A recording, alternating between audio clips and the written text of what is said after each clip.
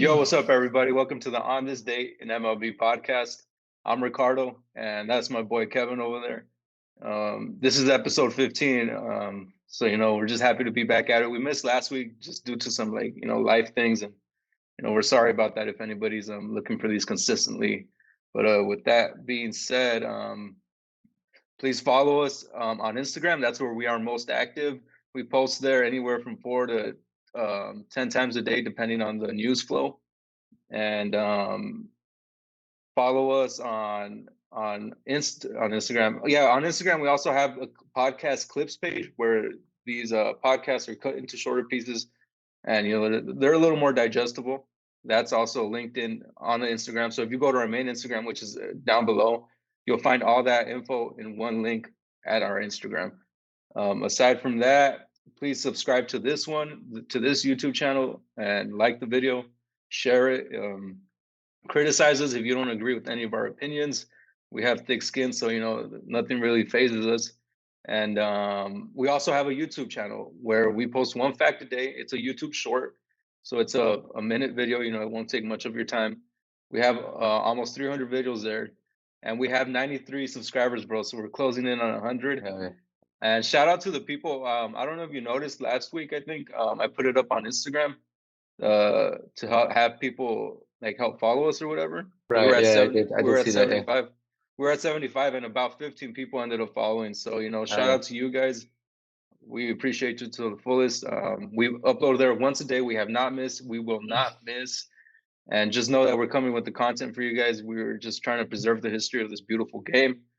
And with all that being said, what's up, bro? How you doing? Doing good, man. Doing good. Excited to talk baseball with you again, and almost missed another week. But glad we were able to squeeze this one in. Yeah. I mean, shit happens, bro. Please excuse my cussing to anybody watching out there, but things happen. I had to deal with some shit. He had to deal with some shit, and it just is what it is. That's sometimes life just runs up on you. But Right. with all that being said, bro, you want to get us started with the reaction stick? Yeah, bro. So the first feature for this week, we got Brooks Robinson winning his 16th Gold Glove Award. This is from November 29th, 1975. And apologies to all you followers out there, but we don't have enough. We don't have any video content for you guys. You guys are just gonna have to watch some pictures and watch us talk about this. But Yeah. yeah, bro. At 1975, he was 38 years old, and he wins his 16th straight Gold Glove, bro. And I think he probably has one of the coolest nicknames ever, the Human Vacuum Cleaner. That is pretty I, cool. I I love that, bro. And I think he's easily the best defensive third baseman, bro. So he has the most Gold Gloves at third base, the most for an infielder, actually. Pitcher Jim Cott has 16, and Greg Maddux has the most with 18. His career defensive WAR was 39.1, and that spanned over a 23-year career. His total career WAR is 78.5. So if we take away that defensive WAR, he was only 38 point something WAR offensively. So that probably doesn't even get him into the Hall of Fame, right? Yeah, So but that if anything, that shows how balanced he is, huh? exactly. So he's actually third all time on defensive WAR. Wow. That's in the history of the game, bro. Who's Um, number one? Number one, you could probably guess it, bro. He's a shortstop nationally, Um, right around that same era, or no, a little later actually. a little later, like 80s. Yeah, late. Yeah, he Oh, made his debut. Cal Ripken. No, No. close, bro. You're close. Oh shit. Um, When did he make his debut? Go. he made his debut 78, and he played through the 80s and into the 90s. Ozzy? Yeah, he's number Oh, one. okay. Good job. Yeah, Okay. so Thanks. he's number one, and Mark Bellinger. I have no idea how to say that name. He was actually the shortstop for the Orioles, playing to the left side of Brooks Robinson. He's number two. Oh, no So way, bro. yeah, bro. So that left side of the infield was Don't hit it that just way. yeah, just don't. You're an out. It's an automatic out, bro. Imagine Wow. how good of a feeling it was for a pitcher being up there. Just hit to the left side, bro. It's gonna be an out. Damn, bro. That, and even like the first baseman, huh? Like being able Yeah. to know that you're gonna get a solid Oh throw hell yeah, damn near yeah. 8 out of 10 times type shit, you know? Exactly. So yeah, I think that was pretty cool, bro. That nugget. He's like not only third baseman, but just all time, all positions. The defensive war. Wow. Damn, I didn't know that, bro. That's a pretty cool stat. Yeah, bro. I'm telling you, he's one of the best third basemen of all time. I know Mike Schmidt might have something to say about that, right? But Well, he had more power, no? exactly. I just don't think he had enough with the glove out there. But couple more nuggets for you. He's first in games played as a third baseman with 2,870. Most putouts, the most assists, and he was within the top 8 of defensive WAR every year. Wow. Yeah, bro, just Wow. consistent. Um, every year of his career. Hmm. Let me get you some numbers, bro. So imagine if they measured, if they used that metric back then, bro. You think he'd have more Gold Gloves? Probably Like knowing all the defensive stats and metrics we have now, like, well, but it also goes back the down to the writers, huh, and what they that measure. that and so the seasons before he started his streak, he played in only 88 games. And then before that, it was 145, so he probably could have won it that year. But the other seasons, he just didn't play enough games, so it Oh, didn't okay. qualify him. And Oh, then okay, after okay. after 75, he only played in 71 games the next year, and then 24 the following year because of injuries. So if he probably would have stayed healthy, bro, that streak keeps going. Yeah, yeah. Damn, that's wild. Hold on, let me get you that defensive war. I can't Okay, find it, of okay, course. bro. Shit. No, bro, I lost. Oh, okay, defensive war, yeah. So he was 1959, he was eighth. 1960, he was fifth. 1961, he was sixth. And starting in 1967, he was first, bro. Wow. Just elite. Just yeah, prolific defense, huh? Yeah, bro. And so that's not third base. That's not like just third base. That's league wide, bro. Just Wow. yeah. Oh shit. Damn. So one of the things that got me thinking about, so 16 Gold Gloves. That's nuts, bro. I think when you shared that, bro, like he had that picture with like basically all the Yeah, gloves by third all the base. gold gloves by third base. It's That's a gotta be one of bad the dopest picture. pictures ever, right? Yeah, yeah. And imagine how that fucking wall looks at his house. Anyway, that just made me want to dig and see the most Gold Gloves per position all Right. time. So pitcher at the pitching position, Greg Maddux has 18. Catcher Ivan Rodriguez 13. First base Keith Hernandez with 11. Second Mm. base Roberto Alomar with 10. The closest to him active players is DJ LeMahieu with 3. Brooks Robinson is And obviously 16, and the closest to him active wise is Nolan with 10. do you think you'll catch him? Do you think you'll catch him? Let me go through this, and I'll share Okay, okay, a okay. little bit of that. Ozzie Smith, which you just brought up, he has 13. Barry Bonds has 8. Oh, he leads in left field. Center field, Willie Mays 12, and Clemente leads right field with 12. And closest to him is Mookie Betts with 6. And Mookie Betts has a real shot at catching up to him right there. So as far as Arenado, he has where is he at? Where is he at? I had it right here somewhere. He has it's at 10, correct? Mhm. Um, and he's currently 31 years old, and I think he has it in him. I think he has like because if anything, Brooks Robinson showed us that you can be older and play elite defense. Yeah, he played So until 38, and the only yeah, reason he couldn't keep it going was the injuries, like I said, right?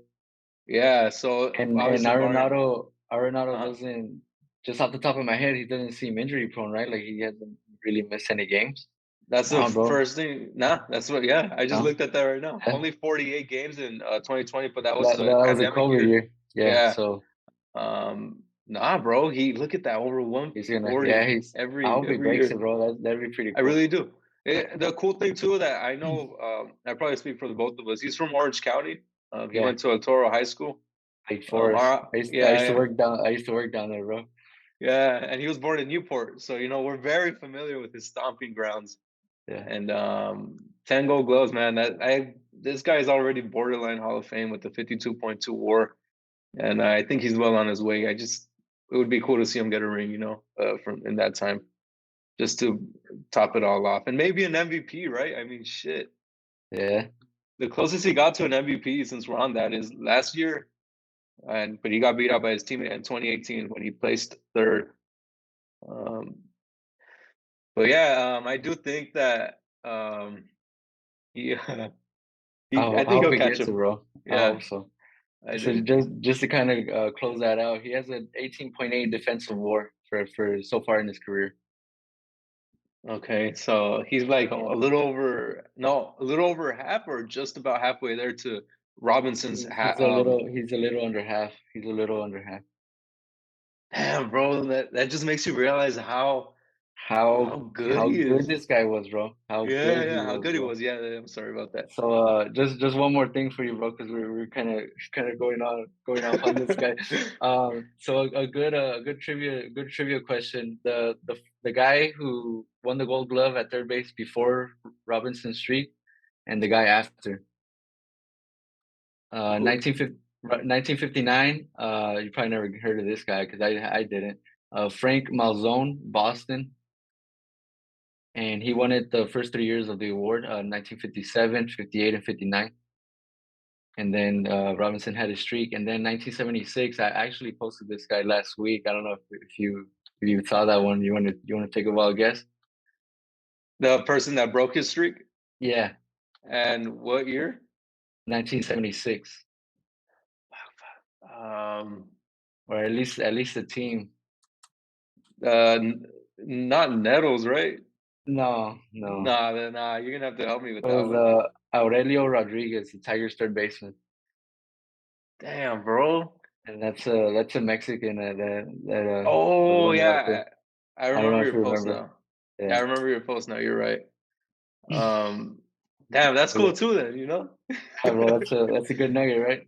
Yeah, hell yeah, bro. I like But that. let's get into this next one, bro. So in Cool. 1998, November 30th, the Diamondbacks sign a free agent pitcher Randy Johnson, and so this was actually a surprise signing. Everybody expected the Dodgers, Angels, and Texas Rangers to land the free agent, but he became the highest paid pitcher with a 4-year deal worth $52.4 million. So that's a average annual value of 13.1. Mm. What do you think? I want to know what Johnson feels about this year's About these the year's deals. The pitcher's getting 43 million, bro. Imagine Johnson would have bro. got 50 million, dude. Yeah, bro. So, okay, he signed in '98, so let me count that as well. From '93 to '95, he finished top three in Cy Youngs, and in that time span from 1988 to 1998, which was when his career started, he won 143 games, 3.36 ERA, 1,978.1 innings, 2,329 strikeouts, 943 walks, an ERA plus of 129. And knowing all the shit we know now, the metrics and shit, he would have easily broke that, bro. Uh, He would have. At what age? What age did he sign that? 34 too. At that, bro. 34. Yeah, And if this would probably lead us into what you're gonna share with us about his performance with Arizona, because he pitched well into his 40s. He ended his career at yeah, 45. So I know you said you had some nuggets in regards to his time in Arizona. right. So just real quick before we get into the Arizona stuff, he was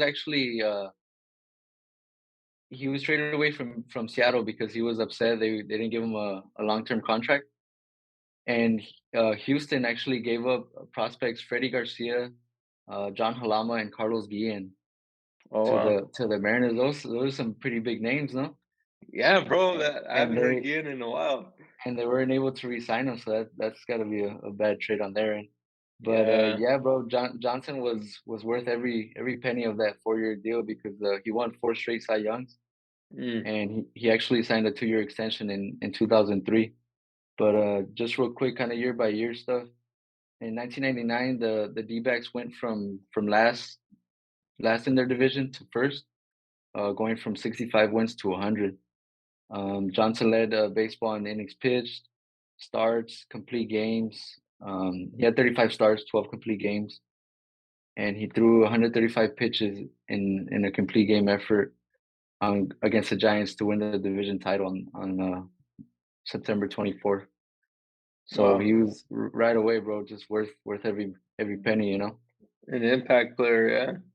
In 2000, he went 19-7, led the National League with 8 complete games, 3 shutouts, led Major League Baseball with 347 strikeouts.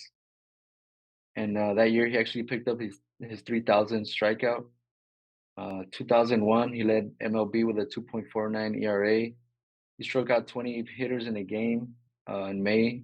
In May that year, career high 372 strikeouts, and the D-backs won the championship that year.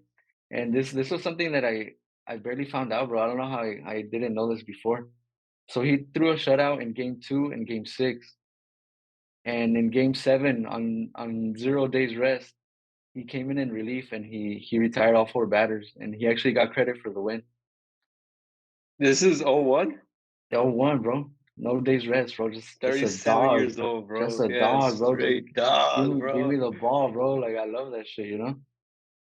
Wow. And then if just to touch a little bit more on that, the following year, I'm seeing right here in 02, he tossed 8 complete games. Bro, like he followed that up in 2002. He was actually the NL Triple Crown winner for pitchers. The For pitching. Okay, I'm seeing that, yeah. 334 Ks, the ERA, and 24 wins, bro. Wow, bro. Um, Just unreal, bro. And worth to every penny. more than that, bro. More than they could ever gotten. But just like to finish this out, bro. In 2003, injuries limited to him to 18 starts. So that kind of derailed him a little bit. But he followed up in 04, and that was the year he had the perfect game. Um, Go ahead, brother. Sorry, I have a question for you right now.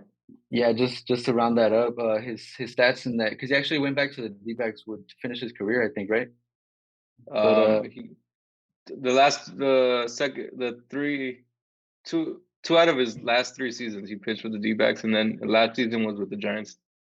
okay, so just real quick, in his first stint with those D-backs in that first contract, racked up 1,832 strikeouts in 1,389 innings, went 103-49, 36 complete games, 14 shutouts, ERA 2.65, and a WAR of 39 in those 4.5 years.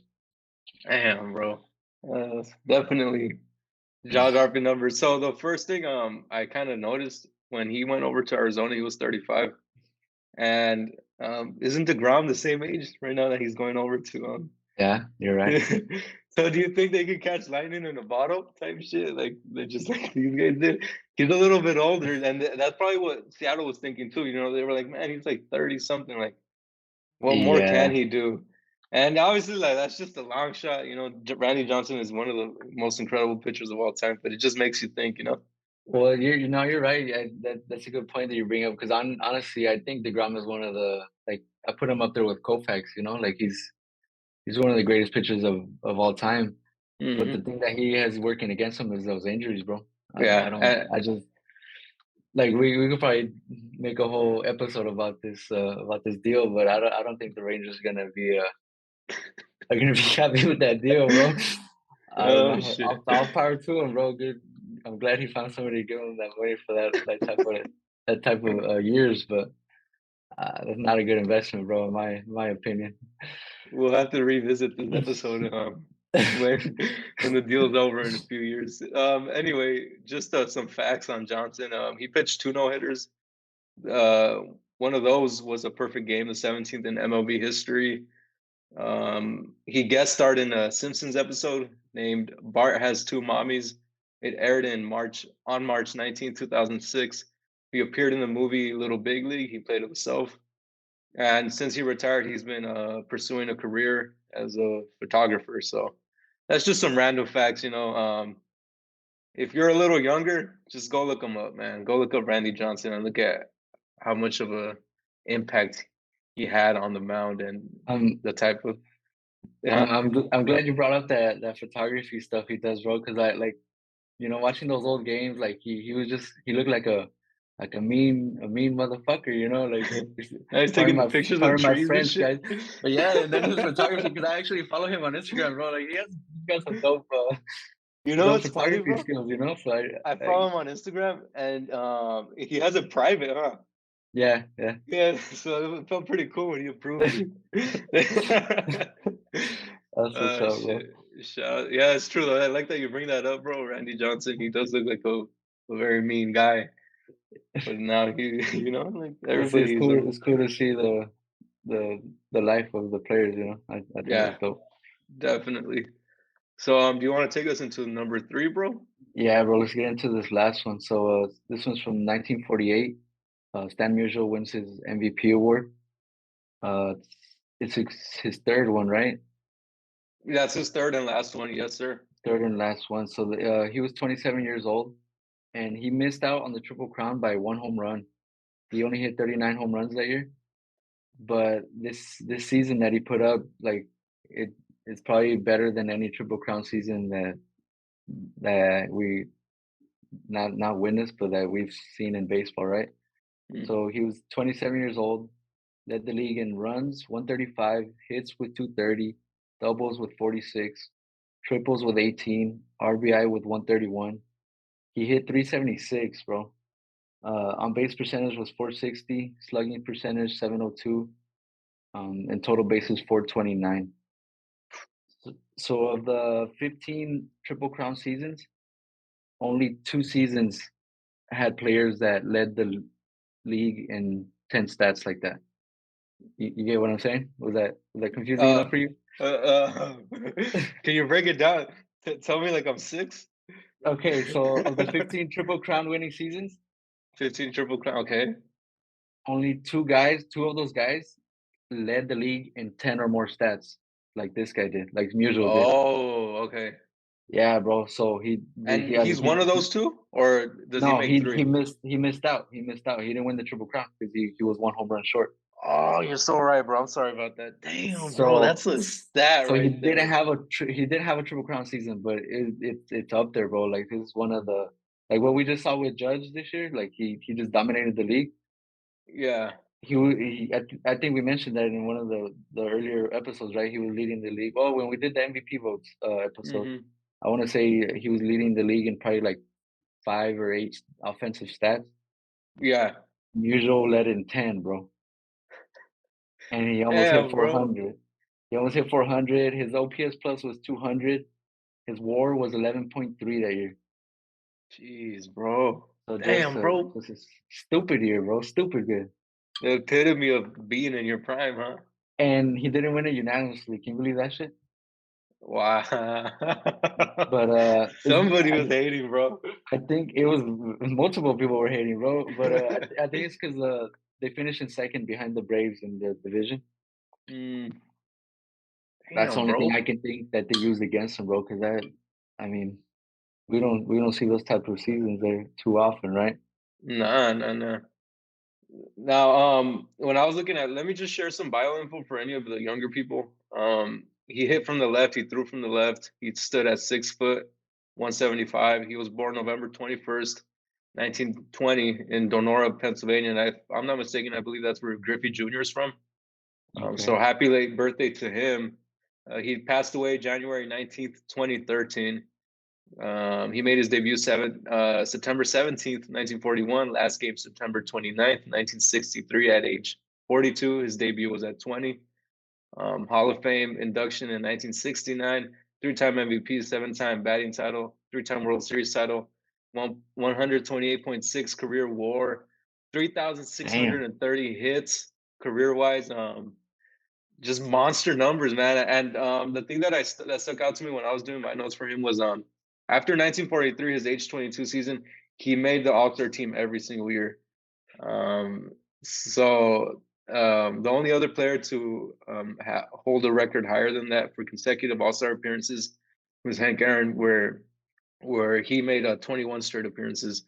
So that one kind of just blew my mind, bro. Like to see that he made the All-Star team every damn year, bro. Like that's just wild, bro. Like He probably got tired of going towards the end, huh? He was like, damn, yeah, again. bro. Like damn, bro. Like just one more little reference. The lowest his batting average ever was 255 in 1963, his last year, and the lowest his OPS was that same year at 728, bro. Like that's just it just shows how prolific he was, Damn, man, and bro. how good he was. And obviously, not obviously, but like for anybody that doesn't know, he missed 1945 to the World War. So he had to go serve his country, but it's definitely a guy you want to hop in a little time machine and go check out. Definitely, bro. That's exactly what I was gonna mention. It would have been nice to see him just give a round of batting practice in, you know. But just to follow that up, he kind of reminds me of Ted Williams, where he could have, Mm, because so this was his last MVP award, and he could have easily had two, three more. mm, He finished second in MVP voting in 1949, 1950, and 1951. mm. And in 1949, excuse me, he got beat out by Jackie Robinson, and Oh, you could kind of understand why if you guys look at those numbers, you can make a case for both players, honestly. But in 1950 and 1951, he was straight up raw, bro. Just gacho, like raw. But like in 1950, you probably never heard of this name. I'll bet you $100 you never heard of this name, bro. Jim Constantine. oh, we said his name. Shut up. Phillies. We said his name. Phillies. Fuck. You're right. Remember we were talking Yeah, you're about right. Phillies. You're right. Phillies. Because I had brought up the Phillies to have MVP titles.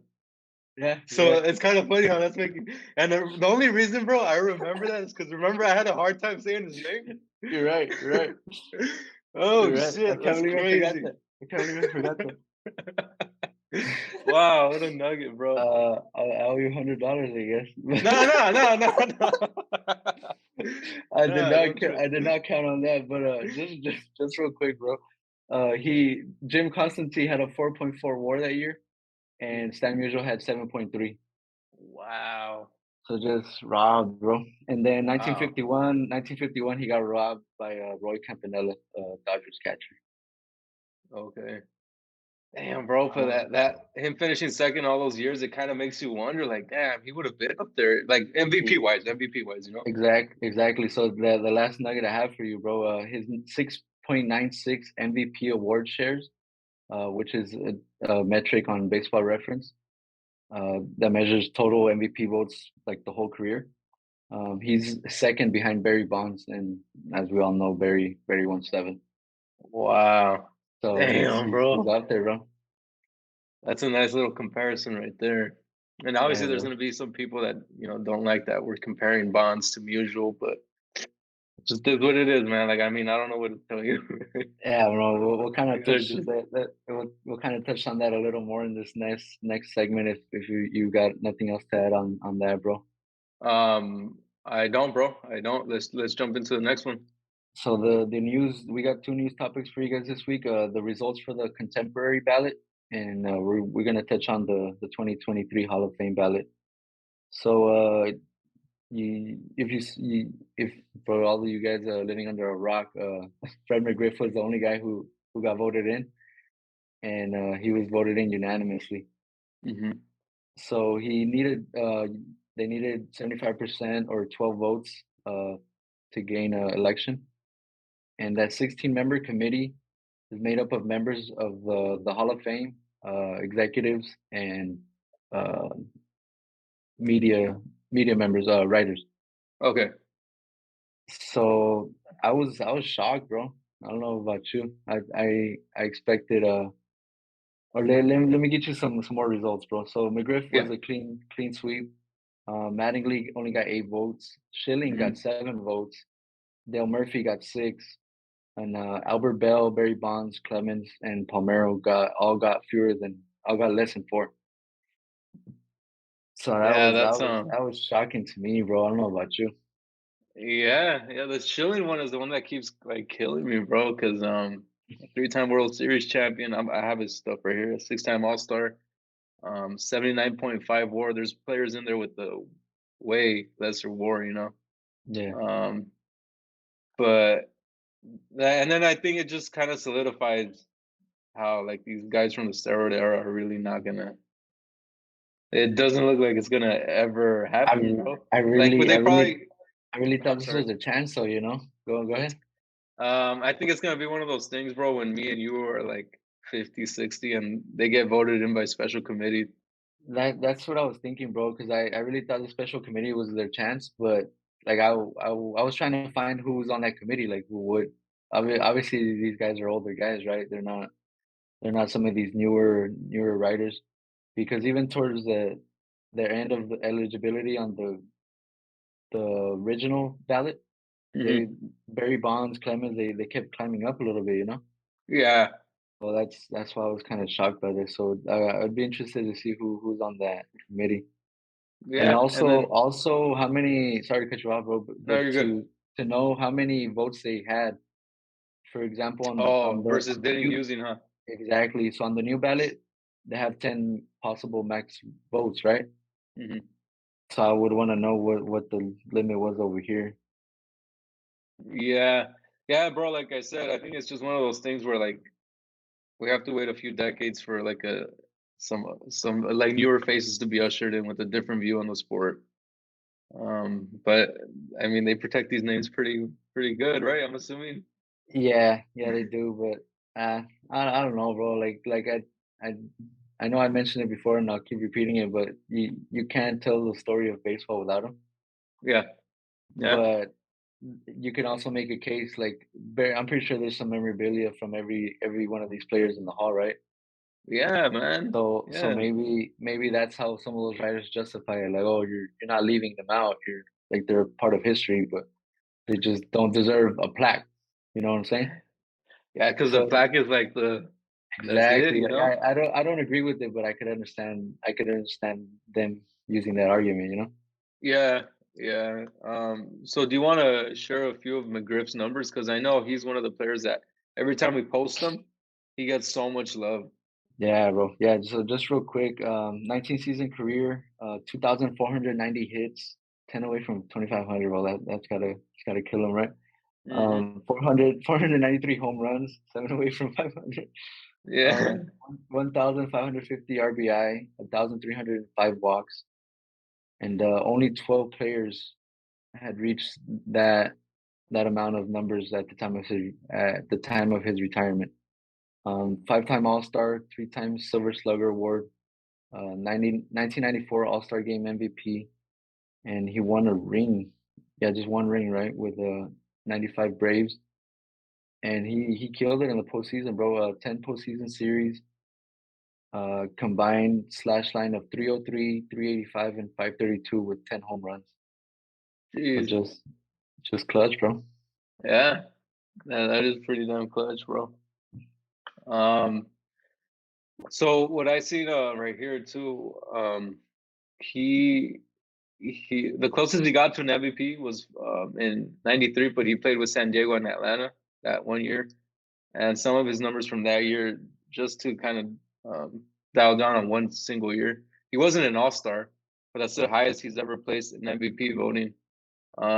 37 home runs, 101 RBI, 111 runs, 162 hits, 924 OPS, and just like a well-rounded power hitter. You know, he could score runs, he could drive them in, and he could smash bombs. You know, so it's just I think it's well deserved, bro.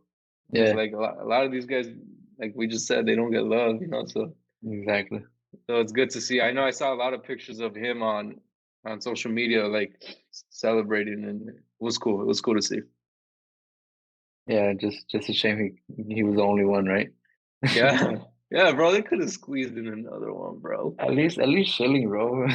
Yeah, bro. Or yeah, like But yeah, man, just to close that out. So the earliest, the guys that didn't get voted in.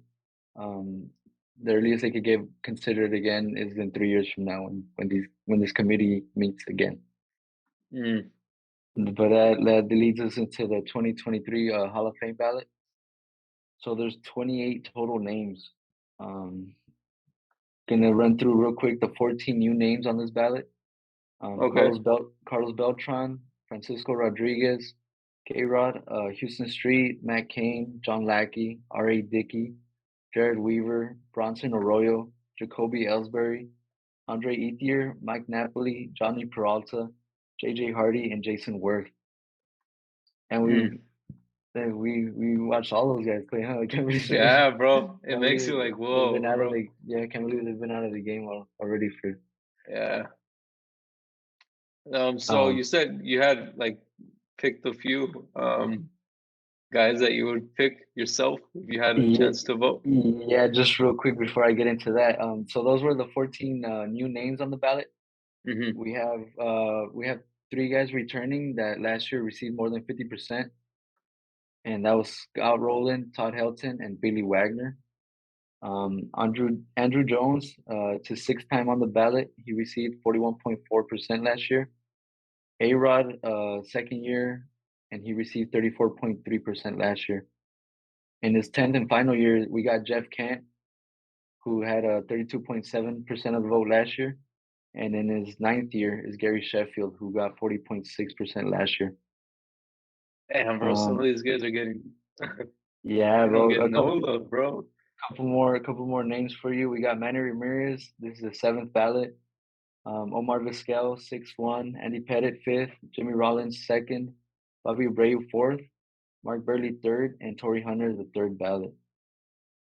Mm. So there's a maximum of 10 votes, bro. And I don't know if you had the time to choose 10 for you. But my 10 votes in no particular order would be A-Rod, Sheffield, Manny Ramirez, Vizquel, Andrew Jones, Billy Wagner, Scott Rowland, Todd Helton, Jeff Kent. I'm gonna put him in his last year of eligibility, bro. He deserves to be there. And Carlos Beltran. Okay. Um, yeah, let me see. Let me take a crack at this one. A-Rod, obviously. Okay. The guy has a 117.6 WAR. Manny Helton, very great player during his heyday. I believe, what Do, did he do have? you th- 369 home runs. Uh-huh. do you think they use the fact that he played in Colorado against him? That's the only thing I can think of, right? If they do, it's kind of unfair, bro, because it's like, bro, like, what do you want him to do about Yeah, that? That's just his park, you know? he didn't create the land like that. He didn't. Nah, damn. Sheffield, I'd put Beltron in there too. K-Rod, because he was like one of You the you you put K-Rod in there on his first year? first year. Yeah, bro, I would. I would. How many career saves? 437. That's probably not going to get touched again. 976 innings of work, 1,142 strikeouts, 2.86 career ERA, 1.155 WHIP. So yeah, I'd throw him in there, bro. And he holds the season all time season record for saves in one season, right? I don't know if I said that right. I Where he don't did think it so. with the Angels. I think Edwin Diaz just broke it, didn't he? And Edwin Diaz had 60 plus saves or some shit. or I'll was get that you only K for Rod. the? K Rod had 62 saves that year, bro, in 2008. Right. And that's like not going to happen anymore, bro. So he's forever solidified in that regard. Oh, Edwin Diaz was close, bro. He had 57. Oh, okay. I kept thinking Damn, of him. bro. 57? 57, bro. Jeez. No And wonder he got that was in fucking cashed out. 2018. Yeah, that was in 2018 for the Mariners. Wow, bro. Wow. That's Yeah, fucking dude. wild. Yeah. Um, I don't know if I've Yeah, named, I I think don't know. I don't know why I chose to block that information out about K-Rod, bro. That's a pretty good he was a stat. very prolific pitcher. But Uh, it's because I was looking at Billy Wagner, bro, and Wagner mm, actually has a higher WAR. He has a lower ERA. probably like 10 less saves. Mm. Yeah. So after K Well, Rod, I'd go Kent as well, bro. okay. Rollins. Um, Rollins, it might take him a while though, bro. But I mean, he's pretty solid, bro. I mean, as a shortstop. Yeah, he was a well-rounded shortstop. I But I don't actually know. I posted just his seen his MVP OPS, stuff. bro. Guess what? Without looking, bro, just look at the camera. Guess his guess Rollins OPS plus career. I would say, Makes me want to take it back. oh shit, okay. I was gonna go high, but after you just said that, I'm gonna say he's like at 120. It's 95, bro. What the fuck? He's a I know. liability out there, bro. What the hell? I know, bro. Yeah, bro, I think you gotta walk that one back. Yeah, yeah. Wagner, Jones, Andrew Jones. Obviously another guy injuries plagued. And let me see, let me throw a wild card in there, bro. I Uh, I did you say Manny Ramirez yet? You did, huh? yeah, Scott I Rowland. You said I Scott Rowland though. yeah, I can't believe he's on his seventh ballot, bro. Manny Ramirez. An interest, yeah, bro. I know. I And I then think he's one of the best like power right hitter, hitters, yeah. not just our generation, right? Nah, bro. He even with the Indians, he was like just on his shit, bro. The one I trip out on, bro, is A-Rod. His numbers are ridiculous. Yeah, His numbers are ridiculous, bro. he's Um, he's he's on the Mount Rushmore of baseball, bro. yeah. Bobby Abreu's a close one. That he has a 60 WAR. According to Bill James, a Hall of Fame monitor. His is at 95, and 100 over 100 is likely, and under 100 is less likely to get in. So I mean, that's my wild card. Bobby Abreu would probably won't happen, but yeah, that was a cool little one Yeah, bro. So just to kind of close that shit out. The voters have a deadline of December 31st to turn in their ballots, and they're actually gonna have a show on MLB Network on January 24th to announce that. So we'll be interested to see who gets in, bro. for sure, for sure. Oh yeah, that was a cool one, bro. The Hall of Fame. We'll see how next year's episode goes, and we'll definitely have to reference this one when the voting comes out, because I believe Yeah, everything comes out in January, right? Like you said. yeah, in January. So, so yeah. Do you have anything else you want to add, bro? Nah, bro. That's it for today. Cool, man. Let me just check these marks. Okay. Yeah, cool. That was a cool little episode. Glad we got back in the swing of things. 43 minutes. That's pretty good. Hopefully, that's like greatly received by whoever's watching. It's not too much, not too long, just enough time.